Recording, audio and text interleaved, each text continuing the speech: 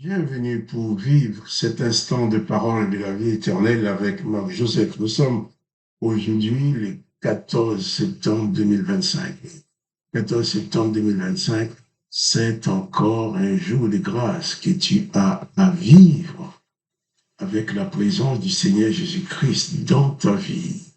Jésus-Christ est présent dans ta vie en tant que sauveur et jamais en tant que condamnateur. Ça, je le répéterai tous les jours. Jésus-Christ n'est pas venu dans le monde pour condamner, pour juger et condamner les hommes et les femmes, bien sûr. Mais Jésus est venu pour sauver tous ceux qui s'approchent de lui. C'est pourquoi il dit, venez à moi, vous tous qui êtes chargés, fatigués, et je vous donnerai du repos.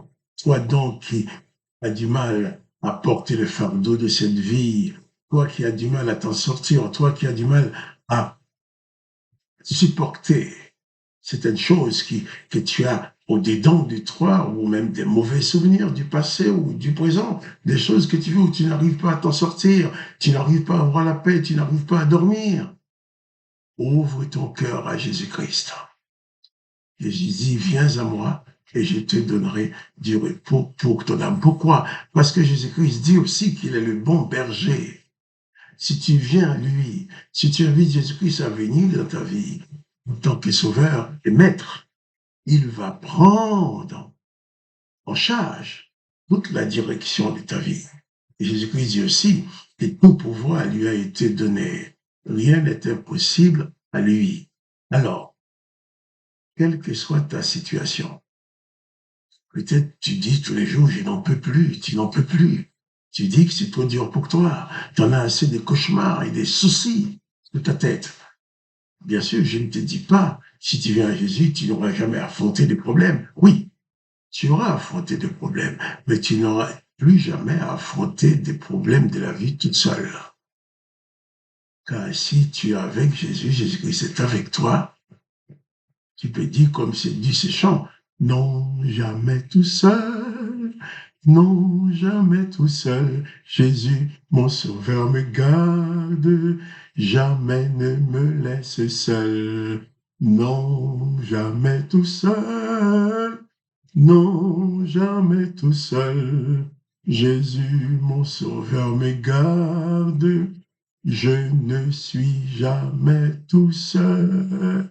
Oui, c'est important de comprendre que si tu invites Jésus-Christ à venir habiter dans ta vie, tu ne seras jamais tout seul dans les difficultés, dans les moments de joie également.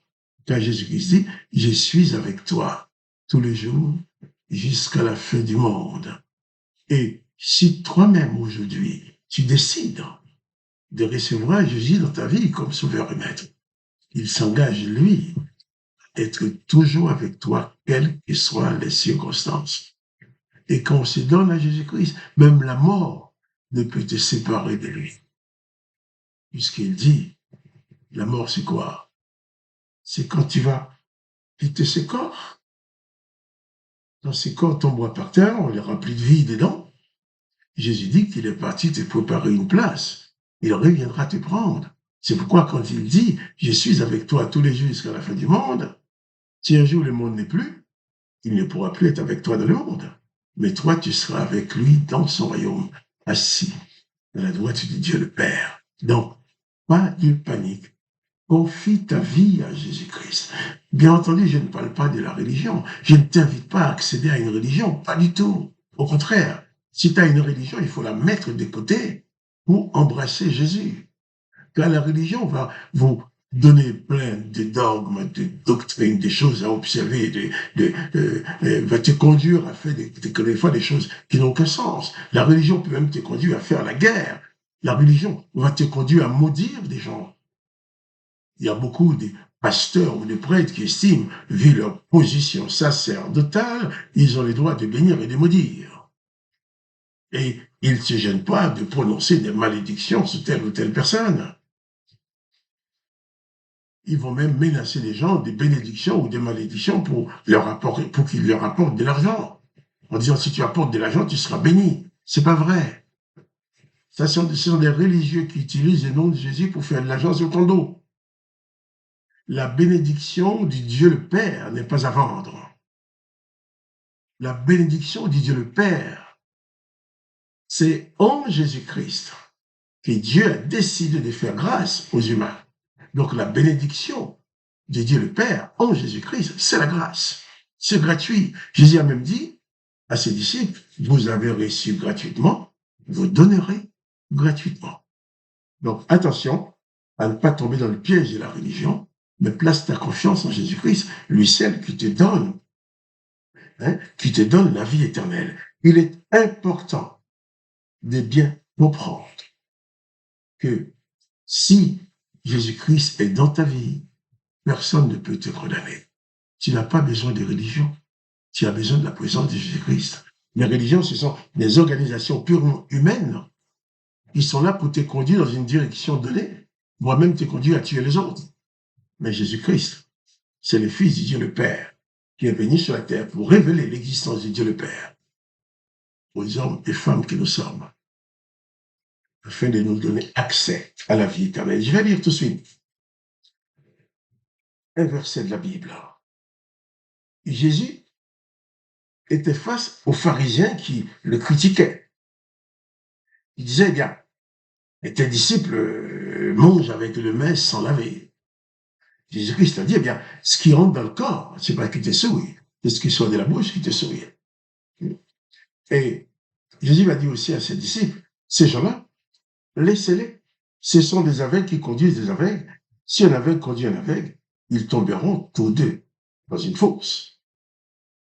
Matthieu 15, verset 15. Pierre, prenant la parole, dit à Jésus, expliquez-nous cette parabole. Jésus dit, vous aussi êtes-vous sans intelligence? Ne comprenez-vous pas que tout ce qui entre dans la bouche va dans le ventre, puis est jeté dans un lieu secret? Mais ce qui sort de la bouche vient du cœur. C'est ce qui souille l'homme. On va te dire, selon ta religion, tu as le droit de manger ci, tu ne mangeras pas ça. Tu as le droit de manger ci, tu n'as pas le droit de manger ça. Si tu manges ça, tu pêches. Jésus-Christ dit que tu peux manger de tout. Rien n'est interdit. Parce que ce que tu manges, ça rentre dans le ventre, et ensuite, ça va aux toilettes.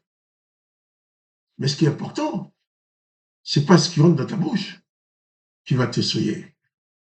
Il faut plutôt faire attention à ce qui sort de ta bouche, aux paroles de ta bouche. Car les paroles qui sortent de ta bouche viennent du cœur. Quand tu prononces des paroles de malédiction, c'est que tu as la malédiction déjà en toi. Ça vient du dedans de toi. Quand tu prononces des insultes, c'est que les insultes sont en dedans de toi, c'est ta bouche qui les prononce. Mais si tu manges du poulet, du bœuf, du cochon, ou n'importe quelle viande que tu veux, n'importe quel fruit que tu veux, rien de tout ça ne peut te rendre impur. Puisque ça traverse ton corps. Ça rentre d'un côté et ça sort de l'autre. Mais ce qui est important, c'est ce qui est installé dans ton esprit, dans ton âme. C'est ce qui remplit ta vie, remplit ton corps, ton âme, ton cœur. Et nous devons faire attention à ne pas être des instruments de malédiction, à ne pas prononcer sur les autres des paroles de malédiction. Si tu estimes pouvoir maudire quelqu'un, c'est que tu as la malédiction en toi. Donc tu donnes à la personne la malédiction qui est déjà en toi.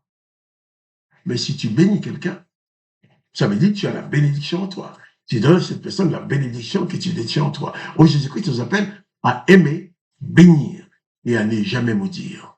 Veille sur ta bouche, car ce sont les paroles de ta bouche qui souillent ton âme. Les paroles de ta bouche manifestent ton état d'âme. Mais si tu te confies en Jésus-Christ, parle comme Jésus-Christ. Qu'il soit de ta bouche des paroles de grâce, des paroles qui édifient, des paroles qui font du bien. Il faut que celui qui t'écoute lui dise, ça m'a fait du bien de l'entendre. Pourquoi? Parce que tu leur donnes que la parole de Jésus-Christ, des paroles d'amour, des paroles de douceur, des paroles de bénédiction. N'oublie pas, veille sur les paroles qui sortent de ta bouche, qu'elles soient conformes aux enseignements de Jésus-Christ. Et je te dis, à demain. pour les paroles de la vie éternelle.